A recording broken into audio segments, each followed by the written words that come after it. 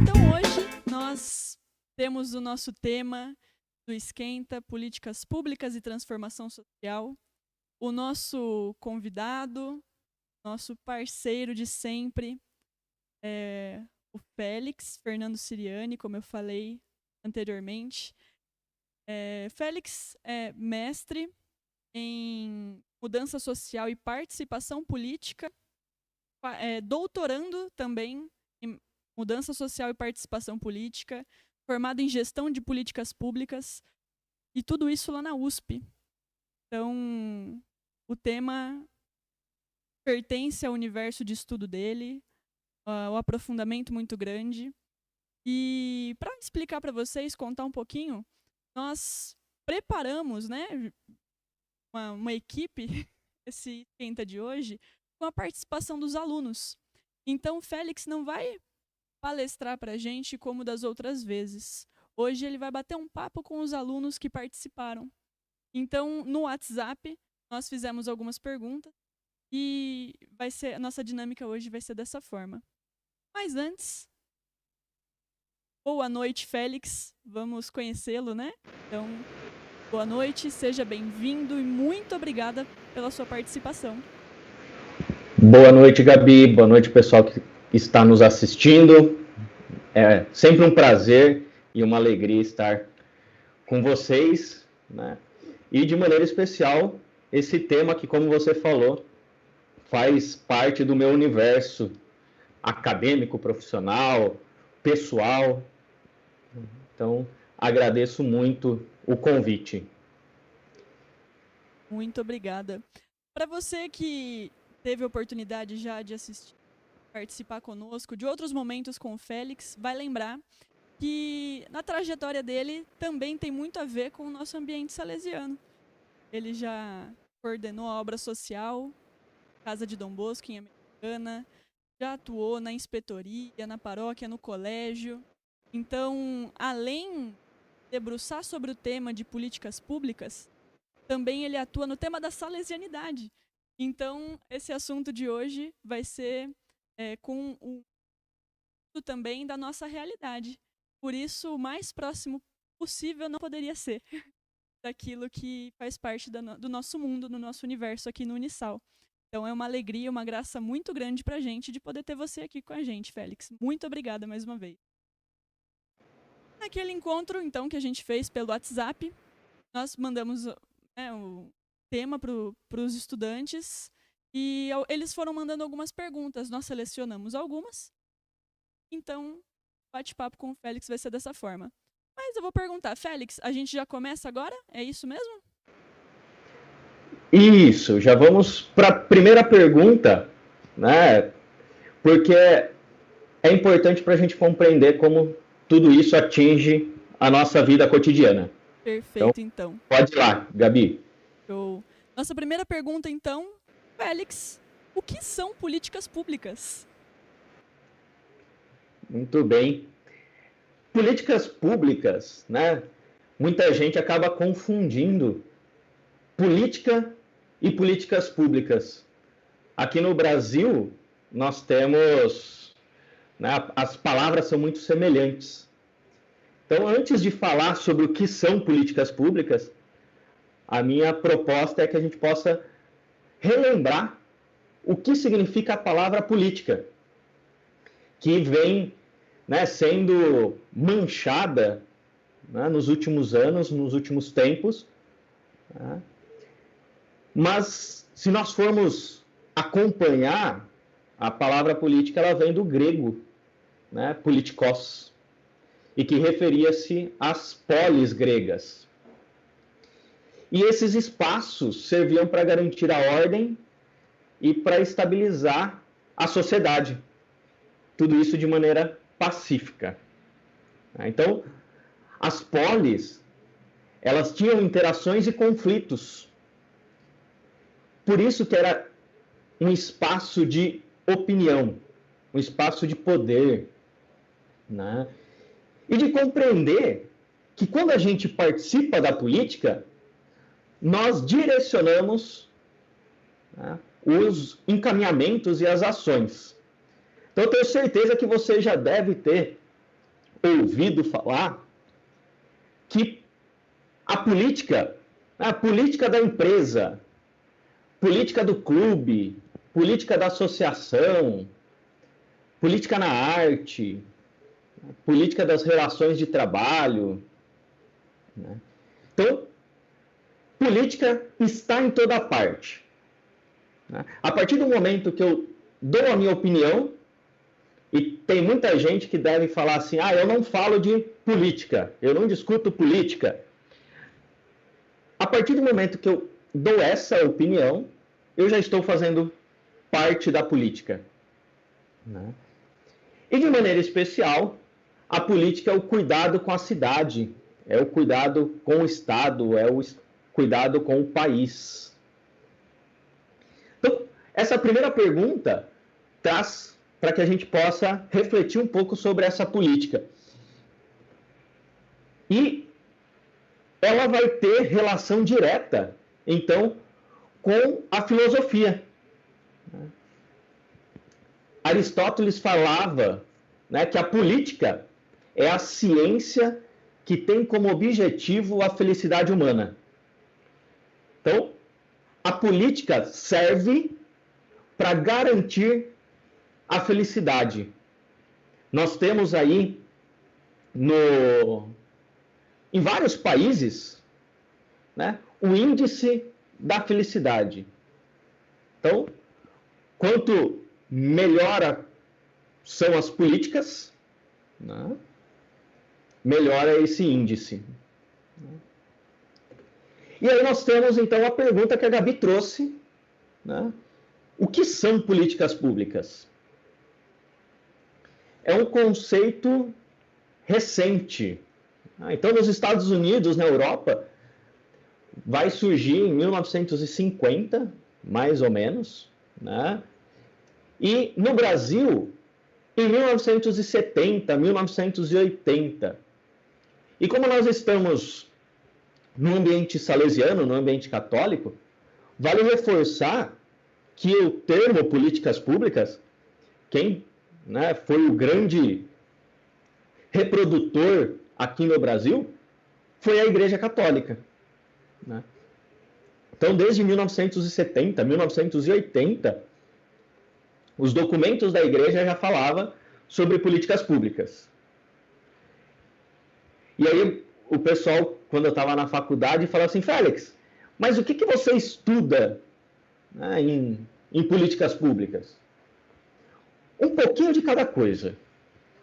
Então, quando a gente vai falar sobre políticas públicas, nós estamos falando das ciências sociais, nós estamos falando das ciências políticas, nós estamos falando das ciências econômicas e das ciências da administração pública.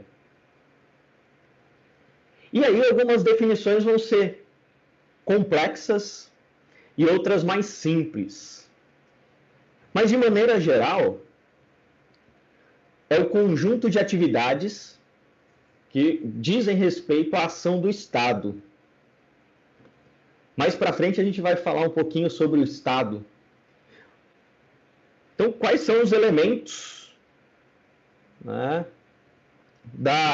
comuns nas políticas públicas? Primeiro, ela é feita em nome do público. Então, se existe público, existe também um elemento privado, né, que a gente precisa tomar bastante cuidado. Políticas públicas não pode ser pensada a partir da ideia de quem está no governo. Então, ela é feita em nome do público, do coletivo. Ela pode ser iniciada ou pode ser feita pelo governo. Mas também envolve atores públicos e privados, né, os atores sociais. Por fim, é o resultado, né, o elemento comum nas políticas públicas é que é o resultado da atividade política e requer várias ações estratégicas destinadas a implementar os objetivos desejados por quem está e quem participa da política. E eu trago aqui uma definição para responder a pergunta de maneira mais simples, né? Política pública é a resolução de problemas e de demandas coletivas a partir da tomada de decisões. Então, vai envolver planejamento político. Então, um político que não tem planejamento está gastando recurso público, está gastando e jogando o nosso tempo, o nosso imposto, o nosso dinheiro pelo ralo. Então, tomar bastante cuidado, né, com os políticos que não têm nenhum tipo de planejamento. E a política pública vai expressar, então, a conversão de decisões privadas, que são das pessoas que participam da política, em decisões e ações públicas, que vai afetar a todos. Resumindo, políticas públicas é resolução de problemas públicos. Mais uma parte interessante para a gente pensar, né? Que as políticas públicas, ela é o conteúdo da política, né? Então, enquanto a política é um espaço de discussão, as políticas públicas vão demonstrar qual a direção e qual a vontade do agente que está no governo.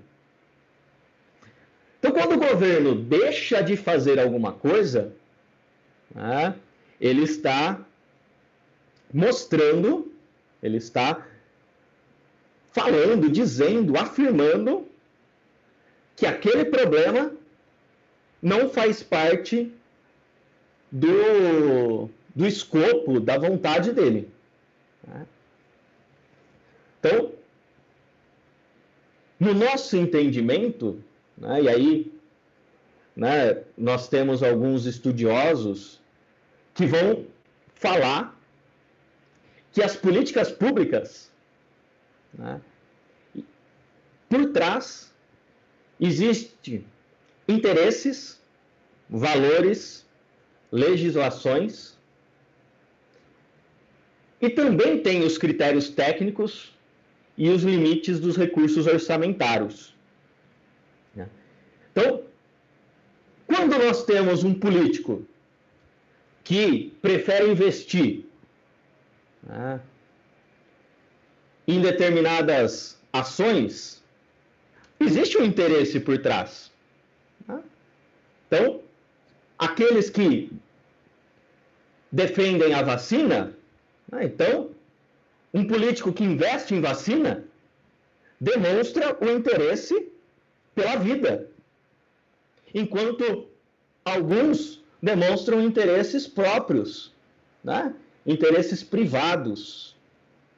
Então a gente precisa tomar bastante cuidado, porque as políticas públicas, então, é o que dá cara para a política que nós discutimos anteriormente, né? Que é esse espaço de discussão. E para a gente entender como que funciona uma política pública, né? Não foi essa a pergunta, mas eu acho que é importante a gente refletir e a gente pensar, né, que para elaborar uma política pública é preciso mecanismos de participação social. Né? Então, nós temos o planejamento, nós temos os processos administrativos, orçamentários. Né? Infelizmente, não dá para o político resolver todos os problemas, né, do mundo, ou do seu país, da sua cidade, do seu estado, porque existe um limite orçamentário. Né? Mas, de maneira didática, nós podemos entender que a política pública tem um ciclo, né, um planejamento. Aqui nós vamos usar um modelo sequencial, mas no dia a dia a gente sabe que não é bem assim que funciona. Então, nós vamos trabalhar com 5 ciclos, 5 etapas da formulação das políticas públicas. O primeiro é a formulação e identificação de um problema. Lembra que a gente falou que políticas públicas é resolução de problemas? Então, para a gente resolver um problema, nós precisamos de identificar qual que é o problema. Depois, buscar soluções. Então, nós temos o problema. Se a gente não identificar corretamente o problema, nós podemos resolver de maneira equivocada e tomar decisões de maneira equivocada. Então, é preciso buscar soluções para esse problema. A terceira etapa é a tomada de decisão. Depois que você tem uma gama de opções, né, e depois que há um debate, e o processo democrático é isso, né, não dá para a gente polarizar, né, nós precisamos refletir e fazer esse conflito de maneira democrática, participativa. Não dá para achar que as coisas acontecem de cima para baixo. Então é preciso que alguém tome uma decisão. Seja por voto, assinatura, decreto, pressão popular. A quarta etapa, então, é a implementação. É quando tudo que foi discutido nesse processo de políticas públicas, né, sai do campo das ideias e se torna algo mais concreto. E aí, eu queria reforçar com vocês, porque com certeza vocês já ouviram esse discurso muitas vezes, de candidatos ou candidatas que dizem: eu não sou político, mas eu quero seu voto. Então, tomem cuidado com esse tipo de discurso. Porque toda política pública tem sim o seu caráter técnico, é importante a gente lembrar, mas também tem o seu caráter político. Então, se você, a partir do momento que você está pleiteando uma vaga, como vereador, como prefeito, como governador, senador, presidente, na arena política você é político. Então, queria reforçar isso, né? Porque na hora de construir as políticas públicas, esse processo técnico e político tem uma relação muito tênue. E, por fim, as políticas públicas têm um processo de avaliação, de monitoramento. E esse monitoramento é o que vai gerar a transformação social, que é o tema também do nosso debate, e pode ocorrer pela sociedade civil, pelo poder legislativo, pelo próprio poder executivo e também pelo poder judiciário. Então, um dos grandes equívocos no processo de políticas públicas é fazer com que a avaliação, a gente só consiga saber se a política está funcionando ou não no final do processo. Então, resumindo, né, a resposta aí, política pública é resolução de problemas públicos. Claro que quando a gente vai fazer a discussão acadêmica, né, nós temos inúmeros conceitos e definições. Mas para hoje, para a nossa discussão aqui, nós vamos falar que políticas públicas é resolução de problemas públicos. E aí eu queria chamar, como a Gabi falou, O nosso debate está acontecendo, começou pelo WhatsApp, está acontecendo agora. Vocês podem também trazer algumas dúvidas, algumas perguntas a partir aí das redes sociais, dos comentários. Mas eu queria chamar então a segunda pergunta, que é da Mariana. A gente consegue colocar, Gabi? Oi, Félix, tudo bem? Eu sou a Mariana, estou cursando administração e eu gostaria de saber qual é a diferença entre políticas públicas de governo e de Estado. Você pode dar alguns exemplos? Obrigada. Muito bem. Então, antes da gente discutir a pergunta da Mariana, e agradeço muito, Mariana, a sua questão, porque é um tema, um assunto que as pessoas têm dúvida mesmo. Então, peraí, o que é política de governo? O que é política de Estado?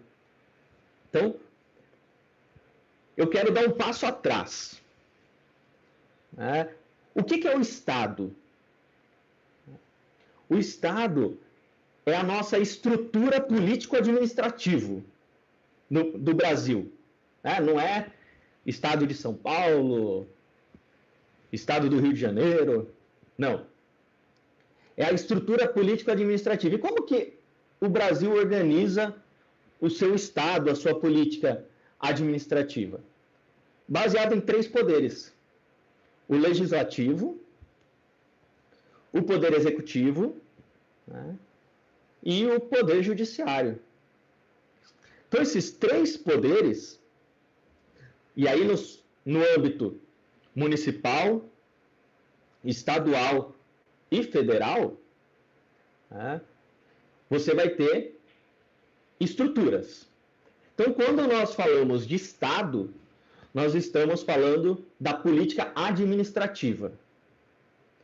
Quando nós falamos governo, o governo é a autoridade que está ocupando o Estado naquele momento. Então, quem que é o governo de Americana? Quem é o governo do Estado de São Paulo? Quem é o governo que está comandando o Brasil? Então, quando a gente fala governo, é aquela autoridade que ocupa o Estado. E nós temos aí, só para facilitar a nossa discussão também, nós temos o agente político e nós temos o agente público. O agente político é aquele que foi eleito para ocupar o cargo. Ou ainda, aquele que ocupa cargos de confiança. Então, o vereador, o governador, ele é agente político. Os secretários, ministros, também são agentes políticos, porque eles ocupam cargos de confiança. E o agente público é funcionário do poder público e está inserido aí por meio do concurso público. Dito isso, facilita a gente discutir, então, o que é política de Estado e o que é política de governo. Política de governo. Vamos lá, para resumir. Política de governo tem uma certa insegurança. Por quê? Porque são aquelas ações, são aquelas políticas públicas que determinado governo pensa e executa.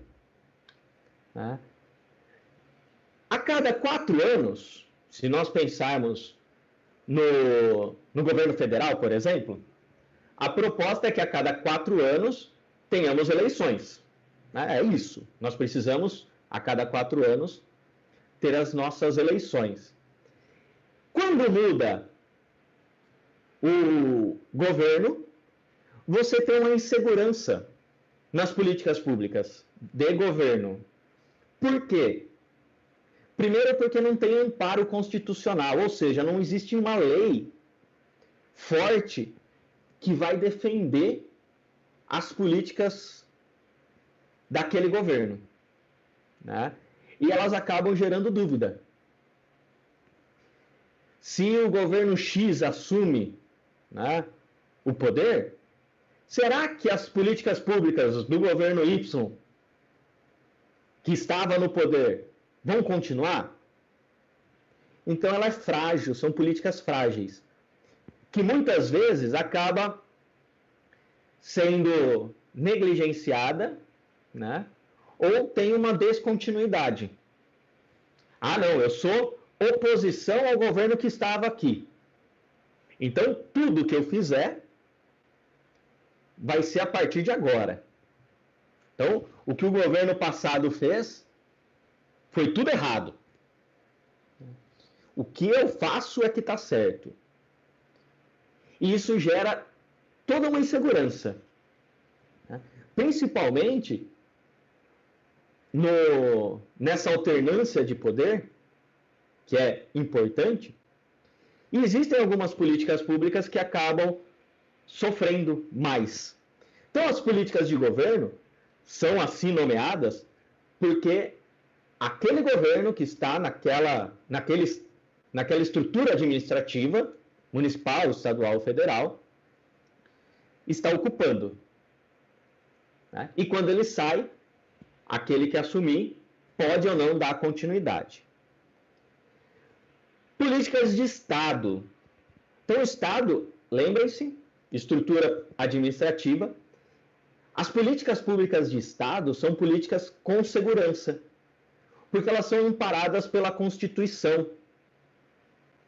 Então, para que determinada política ela deixe de acontecer, precisa de uma organização, né, muito forte entre o Poder Executivo e Legislativo,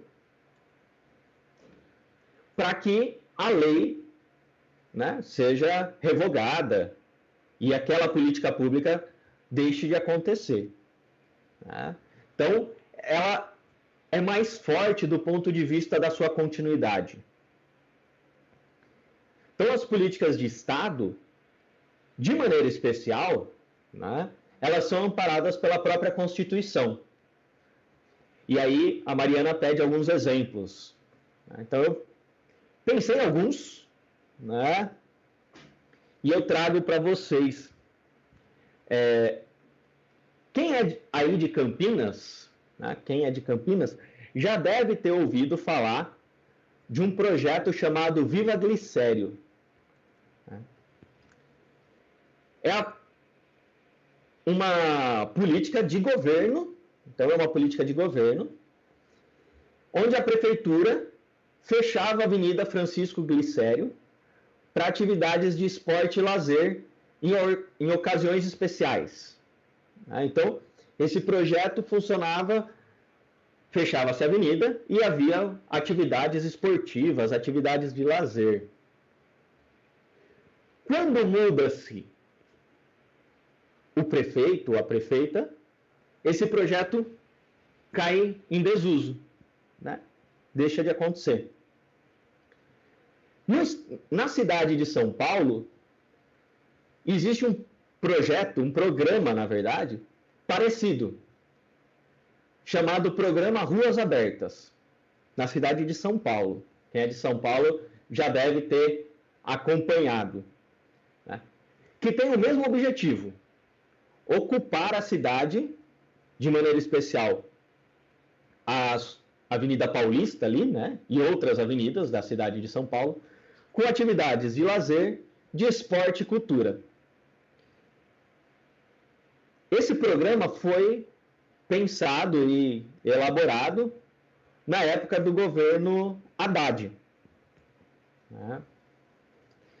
Quando João Dória assume, né, a cidade de São Paulo, ele não pôde, né, fechar ou acabar com esse programa, porque havia uma lei, né, o decreto 57.086 de 2016. Então era um programa que precisava ter tido continuidade, né? E isso realmente aconteceu, né? Mudou-se dois partidos diferentes aí, PT e PSDB, mas o programa continuou. Né? No estado de São Paulo, nós temos também um programa chamado Renda Cidadã, né? Muito parecido com o Bolsa Família. Mas tem como objetivo, então, ajudar as famílias em situação de pobreza, né, com transferência direta de renda. Mas o Renda Cidadã é uma política de governo. E aí nós temos, na nossa legislação, por exemplo, o benefício de prestação continuada. Quem é da área da assistência social sabe que é a lei orgânica da assistência social, a lei 8.742, vai dizer que é preciso fazer a transferência de renda, né, para amparar as pessoas que estão à margem da sociedade. Né? Então, renda cidadã, política de governo. BPC, benefício de prestação continuada, política de Estado. Sistema Único de Saúde, o SUS, política de Estado, amparado pela Constituição. E o meu último exemplo, para a gente sentir um pouco como que funciona a política de governo, né? Vocês já devem ter ouvido aí falar do programa, né, Minha Casa Minha Vida, que proporciona condições de acesso à moradia própria, né, por meio de condições especiais de financiamento. O Minha Casa Minha Vida, né, ocorreu nos últimos 16 anos. O governo federal mudou, né, entrou um novo presidente, e ele mudou também o nome da política. Então, veja aí, ó, a política de governo como que funciona. Hoje não é mais Minha Casa Minha Vida. É Casa Verde e Amarelo. Na essência mudou alguma coisa? Alguns pontos. Né? Mas mudou-se a proposta e aí mudou-se a cara. Minha Casa Minha Vida era de um governo anterior e Minha Casa Verde e Amarela, é do governo atual. Então, isso acaba gerando certa instabilidade. Acho que está tranquilo, né? Comentem aí no YouTube. E aí nós temos mais uma pergunta do Eduardo, que faz relação direta com as políticas de Estado, políticas de governo. E eu queria que vocês prestassem bastante atenção aí. Gabi, dá para colocar de novo? Oi pessoal, oi Félix, meu nome é Eduardo, faço Engenharia da Computação na Unisal. E a minha dúvida é se políticas públicas redistributivas podem virar políticas de Estado. Eu tive essa dúvida porque, pelo que eu entendo sobre, programas como o Bolsa Família ou então a Previdência são políticas públicas redistributivas e então eles não estão 100% protegidos pela lei e podem ser modificados a qualquer momento. Outra coisa também é que eu acho que seria legal saber um pouco mais sobre os tipos de políticas públicas. Eduardo, muito obrigado também pela sua pergunta. Vale para a gente usar de maneira didática até, para a gente conversar um pouquinho. Então, quando você pergunta, né, as políticas públicas redistributivas, elas podem virar políticas de Estado? Né?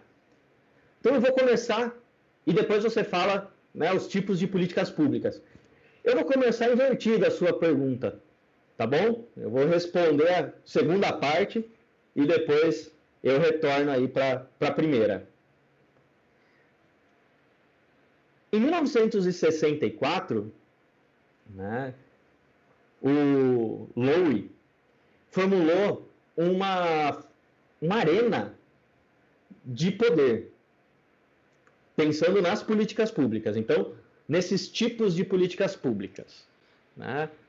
Então, cada tipo de política pública vai se relacionar com um grupo de pessoas. E também vai acontecer diferentes discussões, vai proporcionar diferentes interesses, né? E tem relação direta com o poder. Né? Então, para Lowe, mais uma vez, a política pública determina a política, ou seja, a política pública é conteúdo da política, e ele divide as políticas públicas em 4 tipologias, em 4 arenas. Então, cada tipo, né, de política pública vai trazer coalizões ou oposições.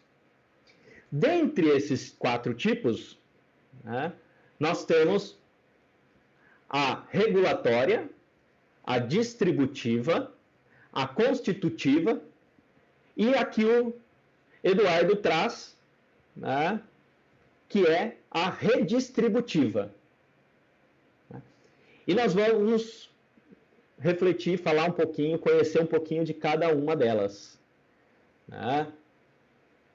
A primeira, as políticas distributivas, né, elas vão alocar bens e serviços, né, a grupos específicos da sociedade. Então, ela vai atender às necessidades individuais mediante recursos coletivos. Mas isso não vai afetar diretamente ninguém. Então, isenções de tarifa, subsídios, renúncias fiscais, né, ela acaba sendo distributiva, né, pode relacionar com algum direito fundamental ou não, né, mas todo mundo acaba podendo usufruir de uma maneira ou de outra de algum desses benefícios, dependendo do seu grupo. O segundo tipo de políticas públicas são as regulatórias, onde o próprio nome diz, né, vai regulamentar alguma coisa. Então, essas políticas públicas vai deixar claro o que você precisa fazer, então quais são as ações, né, que determinado grupo ganha e quais ações, se você não cumprir aquela política pública, acontece com você ou com o grupo.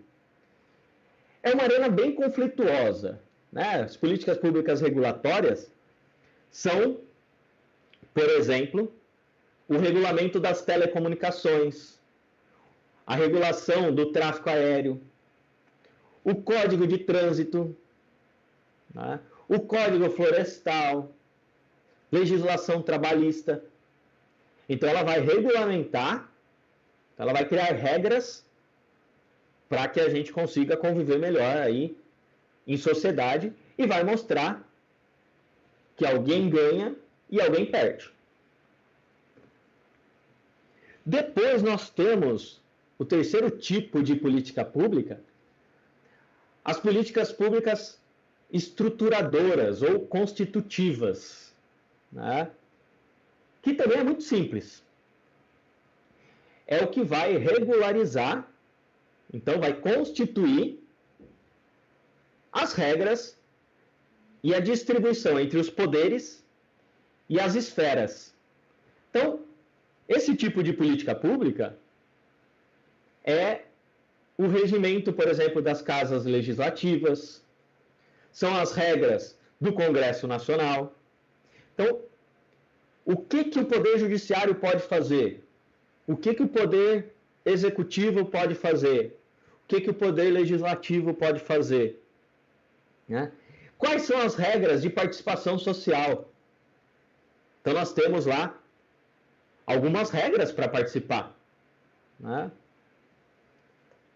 E, por fim, né, e aí eu já emendo na pergunta do Eduardo, é que as políticas redistributivas elas vão distribuir os bens e os serviços a segmentos específicos da sociedade, né?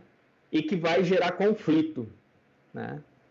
Essas políticas públicas redistributivas, por exemplo, elas tendem, né, elas são pensadas e tendem a diminuir a desigualdade social, né? Essa semana eu estava lendo, né, por exemplo, a taxação de grandes fortunas, né, aumentaria o PIB brasileiro em 2,4%, por exemplo, né? Então, alguma coisa nesse sentido. Então, exemplos de políticas públicas redistributivas. A reforma agrária. Então, a reforma agrária é uma política redistributiva, né? As cotas nas universidades também. O seguro-desemprego, né? E aí eu trago dois exemplos que foram os dois exemplos que o Eduardo trouxe. Bolsa Família e os programas de previdência. Então, pessoal, Bolsa Família e os programas de previdência fazem parte das políticas públicas redistributivas. Tá bom? Então, como o Eduardo trouxe de maneira assertiva, né? E aí ele fala assim: as políticas redistributivas, elas podem virar políticas de Estado? Tá? E a resposta é simples: pode. Né? Política pública redistributiva não tem relação com as políticas de governo ou política de Estado. No sentido assim, as políticas públicas redistributivas, elas podem ser tanto do Estado quanto de governo. Né? E aí os vídeos que vocês... Não, os vídeos não, desculpa. Os programas que você trouxe no vídeo já são políticas de Estado. Né? E aí você fala, isso pode mudar? Pode desaparecer? É muito difícil, né, atualmente, por exemplo, o programa Bolsa Família ou a Previdência sumir. Assim como o SUS, né, ou o SUAS, o Sistema Único de Assistência Social. Mas a gente precisa ficar atento, porque, infelizmente, os agentes políticos costumam usar o jeitinho brasileiro. Então, se eu quero, eu não posso descontinuar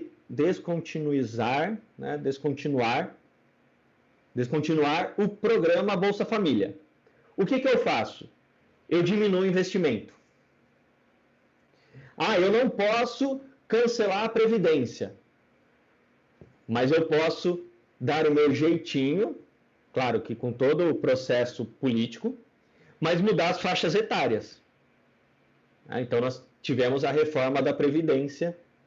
Né? Aí, eu não posso acabar com o SUS, mas eu posso cortar investimento ou congelar investimentos, aí a PEC da morte, né?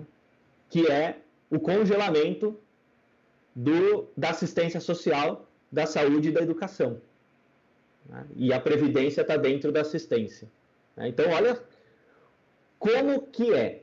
Você tem a política de Estado, você não pode acabar com ela, mas você pode ir sucateando. Né? Então, Eduardo, políticas públicas redistributivas, elas podem virar políticas de Estado, né? E eu acredito muito que elas devam virar políticas de Estado, né? Mas a gente precisa estar acompanhando de maneira muito próxima, né, esse processo para que essas políticas não fiquem abandonadas. Né? Porque a gente já falou lá no começo das políticas públicas, né? A política pública é ação. Então, um político que não defende o SUS, que não defende Bolsa Família, que não defende a redistribuição das riquezas, nós precisamos estar bem perto e entender quais são os interesses e quais são os grupos que ele defende. Tá bom? E por fim, nós temos também, né, nessa questão, outros tipos de políticas públicas, e aqui eu vou trazer só algumas ideias, né, que também fazem parte dessa discussão. Então, políticas públicas sociais, então um agrupamento de problemas sociais e as políticas públicas tendem a resolver. Políticas públicas de saúde, da educação, habitação, previdência. Nós temos as políticas macroeconômicas, que são aquelas que regulamentam as questões fiscais, monetárias. Nós temos a política pública administrativa, né, que engloba ações da democracia. E nós temos políticas públicas setoriais, que são as questões do meio ambiente, políticas públicas da cultura, dos direitos humanos, das mulheres, dos negros, da juventude. Então, esses são alguns tipos aí de políticas públicas, que ajudam a gente a pensar, né, como favorecer e como promover ações que vão fortalecer e trazer as políticas de Estado. Espero ter ajudado aí, Eduardo. E aí eu queria pedir para a Gabi colocar mais um vídeo, né? Mais uma pergunta aí, que acho que é da Diana. Oi, Félix, eu sou a Diana, do curso de Administração do Unisal Campinas. Eu gostaria que você me explicasse o que de fato é participação social. Obrigada. Muito bem, muito obrigado, Diana, pela sua pergunta. E participação social, então, ou transformação social, né? Primeiro a gente precisa saber que participação social é mais do que votar nas eleições. Tem muita gente que a cada 2 anos vai lá, vota, estufa o peito e fala assim, pronto, já fiz a minha parte. Não. Tá? E o voto é um elemento da participação social. Então, é importante, faz parte, nós precisamos cada vez mais dialogar sobre a importância do voto, né, porque o voto não pode ser apenas uma forma de protesto, né, o voto é algo sério, e a gente tem visto diversas ações nefastas pela questão do voto, né? E aí, nesse processo de construção das políticas públicas, nós temos, né, estruturas, grupos organizados, manifestações de rua, né, que vão contribuir, vão direcionar, muitas vezes, a pauta e a agenda dos políticos, dos agentes políticos. Então, a participação é interessante a gente pensar, né? Porque ela acontece, a participação social, ela é uma ação exterior. Né? Quando a gente participa, nós estamos agindo. Mas para que a gente participe, nós precisamos de uma ação interior, que é uma conscientização. Então, nós precisamos nos conscientizar que algum direito está sendo negligenciado, que algum direito está sendo violado. Então, a participação ela pode acontecer, né, a partir do momento que o indivíduo se reconhece como parte do grupo. Então, eu paro de pensar só no meu umbigo, né, então só em mim, e me reconheço parte de um coletivo. E essa participação vai influenciar as formas e o conteúdo da política também. Então, olha que interessante. Talvez vocês já tenham ouvido falar, já leram, né? Thomas Hobbes, ele traz livro que a República ou o Estado é um grande Leviatã. Ou seja, o Leviatã é um monstro aí, né? Formado pela vontade de todos. Então é o povo que alimenta e constrói o Leviatã. Ou seja, é o povo que constrói o Estado, é o povo que constrói a República.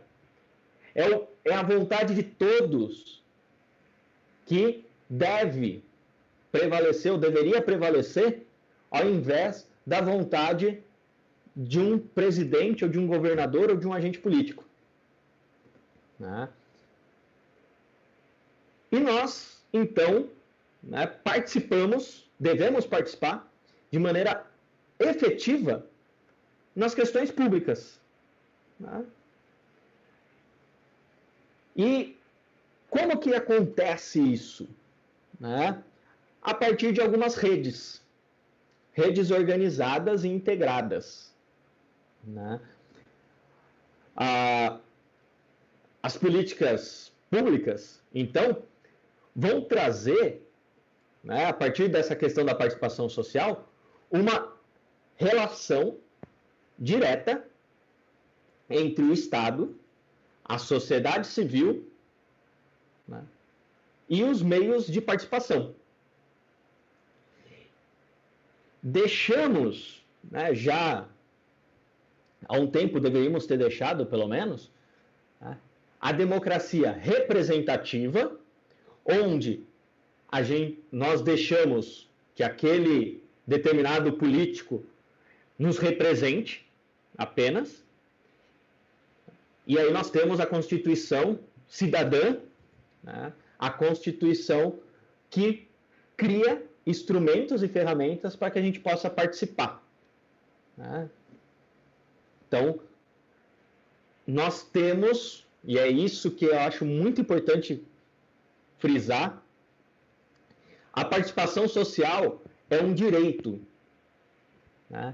E tem muito agente político aí que fica arrumando formas de acabar com os conselhos. Daqui a pouquinho eu vou falar sobre os conselhos, mas tem agente político aí que destrói com o CONANDA, que é o Conselho Nacional da Criança e do Adolescente. Mas para fazer participação, é preciso ter recursos financeiros, recursos humanos, proporcionar espaços de diálogo, de reconhecimento. Então a participação ela tem que ser elemento central das políticas públicas. E aí eu trago, eu fiquei pensando, quais foram as conquistas da participação social? No Brasil nós temos várias, mas eu trouxe algumas para a gente refletir. Porque às vezes a gente acha que a participação social não serve para nada. Tem gente que fala assim, para que eu vou participar disso? Por que eu vou participar daquilo? Então, nós temos a própria Constituição da República Federativa do Brasil, a Constituição de 1988, ela é uma conquista da participação social. E dentro dela, nós temos o Sistema Único da Saúde, que faz parte dessa questão de participação. As comunidades, os agentes de saúde brigaram para que nós tivéssemos um sistema. Por isso que a gente precisa defender o SUS. Por isso que a gente precisa defender a vacina. Na Constituição nós temos os mecanismos de participação. O Sistema Único da Assistência Social também é uma conquista da participação. O Estatuto da Criança e do Adolescente, o ECA, é uma conquista da mobilização, da participação. A Lei da Ficha Limpa, o Estatuto do Idoso, o Estatuto da Juventude. Então, olha quantas conquistas nós temos Né? Então, da próxima vez que alguém chegar para vocês e falar assim, a participação não serve para nada, lembra? A nossa Constituição, o SUS, a Lei da Ficha Limpa, Estatuto da Juventude, do Idoso, do ECA, né, o ECA, são todas conquistas da sociedade. Por isso, a participação ela tem que ser pensada e planejada para que a população possa participar desses espaços. Essa semana eu conversava com um amigo e a gente dialogava sobre isso, né? Antes da gente falar para a população, vocês precisam participar de determinadas situações, é preciso que eles sobrevivam. Então, quando você tem, né, por exemplo, uma sessão da Câmara que acontece às 2h da tarde, como que quem trabalha consegue participar? Então, a gente precisa pensar nessas situações e nessas ações. E aí, que tipo de espaços participativos nós temos?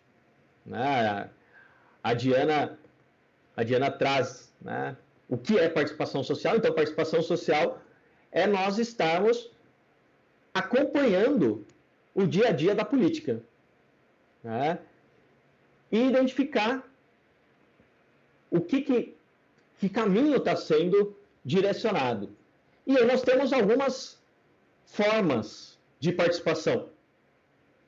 Então, nós temos os conselhos de direitos ou os conselhos gestores. Então, nós temos Conselho de Cultura, Conselho da Mulher, Conselho da Criança e do Adolescente, Conselho da Educação, Conselho da Saúde.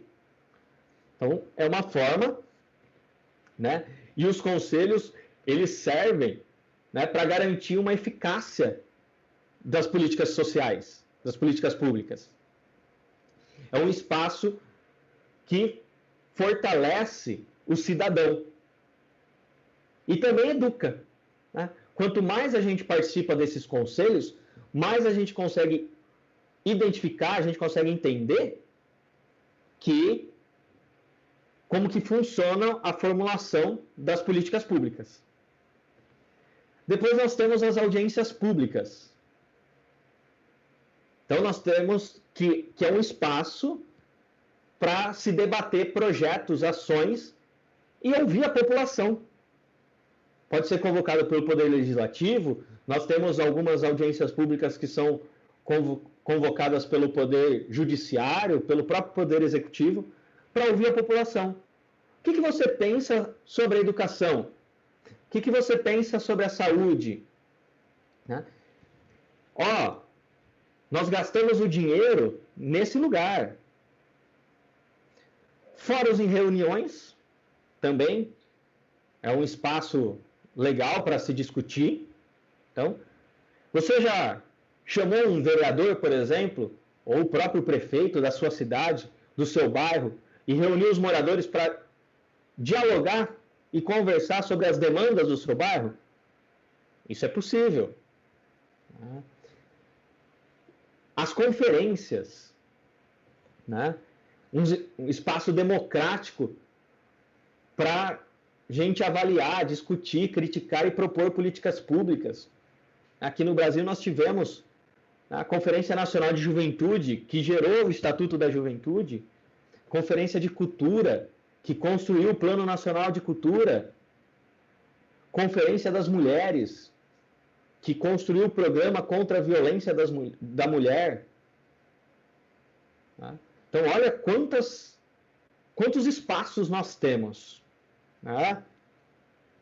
Nós temos o plebiscito e o referendo, que são importantes, para que a gente consiga dialogar.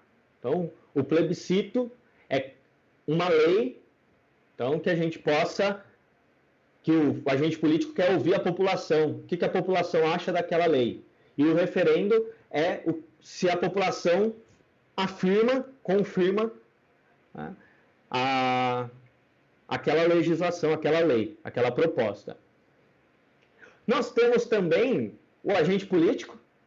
Então, você que está aí nos ouvindo, nos assistindo, já pensou em ser vereador da sua cidade? Prefeito? Deputado? Né? E o último espaço, que eu acho que é um espaço importantíssimo de participação, são as organizações da sociedade civil, né, e os movimentos sociais.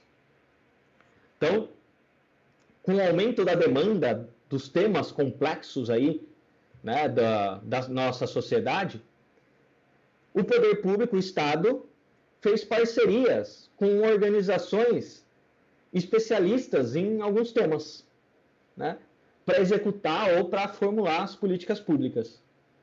Então, nós temos lá o Estado, que é o primeiro setor, o mercado, que é o segundo setor, e nós temos as organizações da sociedade civil, que é o terceiro setor. Então, nós temos aí, né, o terceiro setor, um grande e importante espaço de diálogo e de participação, porque essas organizações e os movimentos sociais vão buscar garantir determinados direitos. E isso vai favorecer toda a população. Você já participou de algum movimento social? Já participou de alguma, como voluntário ou como funcionário de uma organização da sociedade civil? Já participou de um conselho? Olha quantas oportunidades nós temos de participar e direcionar as políticas públicas do nosso município, né, do nosso estado e da nossa cidade. E aí, Gabi, eu vou pedir para você nos trazer a última pergunta, né? Acho que estou no tempo, né, Gabi? Aqui no nosso bate-papo que a gente teve no WhatsApp, nossa última pergunta tem tudo a ver. E aí o pessoal demonstrou interesse em saber a diferença entre as siglas ONG, a Organização Não Governamental, OSC, Organização da Sociedade Civil, Movimento Social. Qual a diferença entre esses nomes todos, siglas todas? Muito bem. Então, eu vou começar com organizações da sociedade civil, a OSC, né? E organização não governamental. Né? Acho que essa questão acaba gerando muitas dúvidas. Né? Vira e mexe, alguém me pergunta, mas eu queria abrir uma ONG, né? Fundar uma ONG. Ou quando você começa a estudar sobre isso, né, a gente começa a ouvir, eu queria fundar uma ONG, eu queria entender sobre a ONG e queria entender sobre a organização da sociedade civil, OSC. Né? Então, peraí.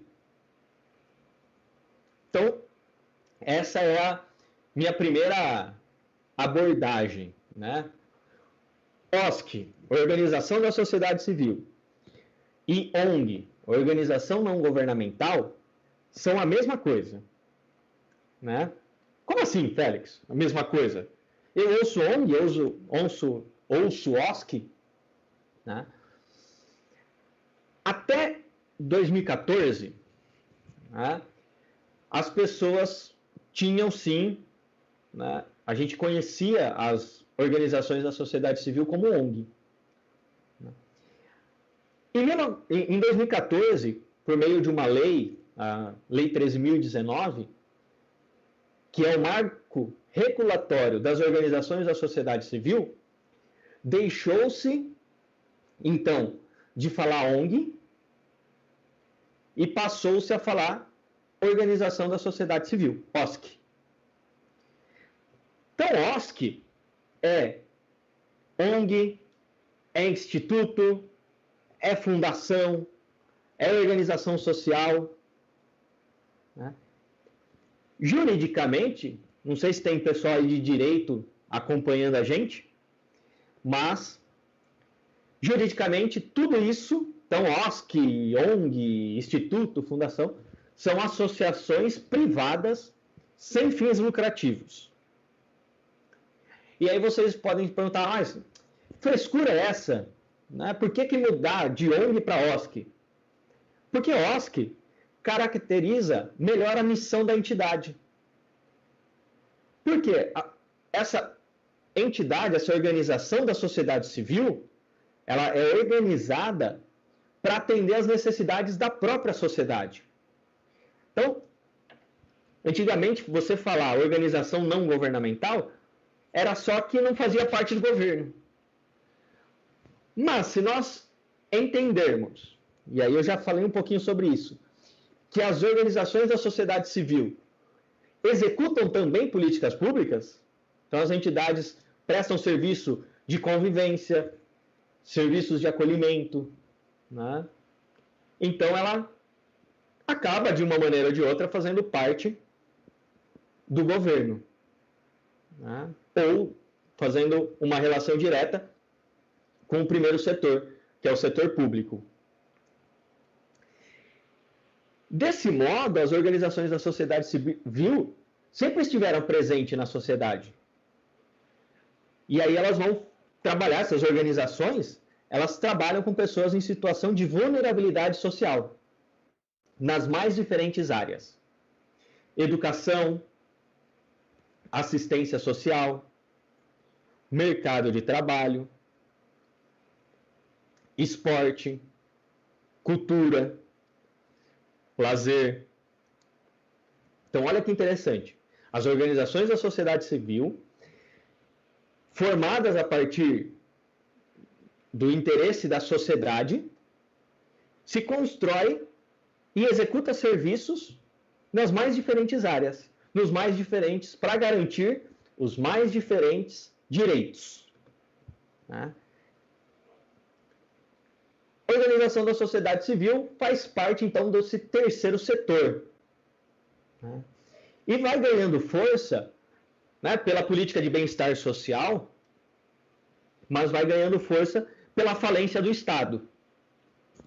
Então, os pobres acabam sendo marginalizados, se tornam vítimas do próprio sistema político e econômico, têm seus direitos negligenciados, né, e aí aumenta o nosso caos social. Então, cada vez mais, diferentes organizações, diferentes instituições realizam projetos para promover a dignidade desses indivíduos. Então, no Brasil existem milhares de organizações da sociedade civil, né? E que não faz, e é importante lembrar, que essas organizações não fazem um trabalho de caridade, não são assistencialistas. Elas são instituições que, por meio de recursos, programas e serviços, desenvolve ações e garante direitos. Tá? E aí, qual que é a diferença, então, entre OSC e movimento social? Os movimentos sociais são ações coletivas, né, de caráter sociopolítico, cultural, formada também pela sociedade, mas o que diferencia os movimentos sociais das OSCs é que os movimentos sociais não precisam ser formalizados. Ou seja, não precisa ter um CNPJ, não precisa ter um estatuto, que são 2 documentos, por exemplo, necessários para a fundação de uma organização.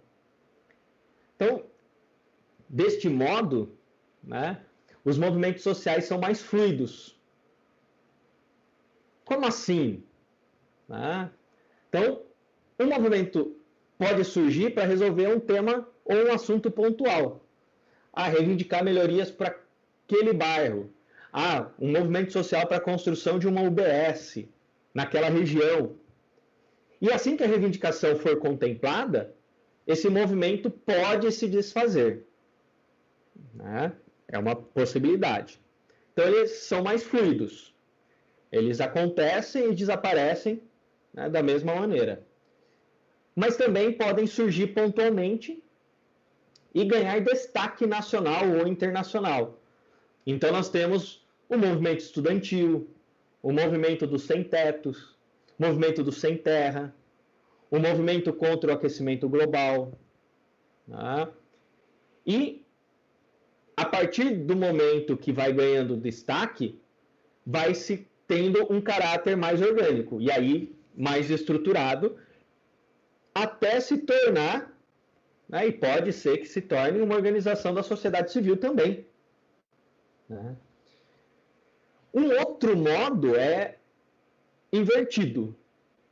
Então, a partir da participação social que a gente discutia anteriormente, né, a população se conscientiza dos seus direitos e constrói um movimento para garantir ou reivindicar que esses direitos fundamentais sejam contemplados. Então, olha que interessante, né? E os movimentos sociais, eles podem ser divididos em dois tipos. O primeiro tipo é conjuntural, que são esses mesmo, que surgem de maneira específica e a curto prazo. Em 2013, por exemplo, nós tivemos um movimento social conjuntural, que foram aquele movimento do preço da passagem, acho que vocês lembram, né? Então, um movimento social conjuntural. Depois daquilo, esse movimento desapareceu. E nós temos os movimentos sociais estruturais, que buscam coisas a longo prazo. Então, as manifestações, os movimentos pelo fim do racismo, os manifestações contra a violência, né, contra o feminicídio. Então, os movimentos sociais, eles se tornam mais fluidos nesse processo. E alguns pesquisadores, né, alguns estudiosos aí, já afirmam, né, que as redes sociais, a internet, tem um viés de movimento social, um novo viés, um novo movimento social, né? E que são espaços, então, tanto as OSCs quanto o movimento social, os movimentos sociais, né, são espaços de participação e controle nos mais diferentes temas, mas o movimento social, ele não demanda uma obrigatoriedade do sujeito, do indivíduo. Eu posso fazer parte do movimento social e, em determinado momento, sair. Na organização, não. A organização, se eu for um diretor, por exemplo, fica mais difícil para eu sair. Então, características básicas dos movimentos sociais. Tem uma identidade, tem um opositor, claro, né, e articulam ou se fundamentam num projeto de sociedade, né, que vai garantir os direitos fundamentais. Enquanto as organizações da sociedade civil, muitas vezes começa com um projeto, né, um projeto de, vamos tirar as crianças da rua, por exemplo, mas se tornam e vão ganhando roupagem, estrutura, para executar políticas públicas. Gabi, eu acho que é isso, né? Foi um pouco do que eu preparei a partir das questões dos grupos do WhatsApp. Os bons grupos do WhatsApp, né? Que compartilham conhecimento, troca de experiência e não fake news.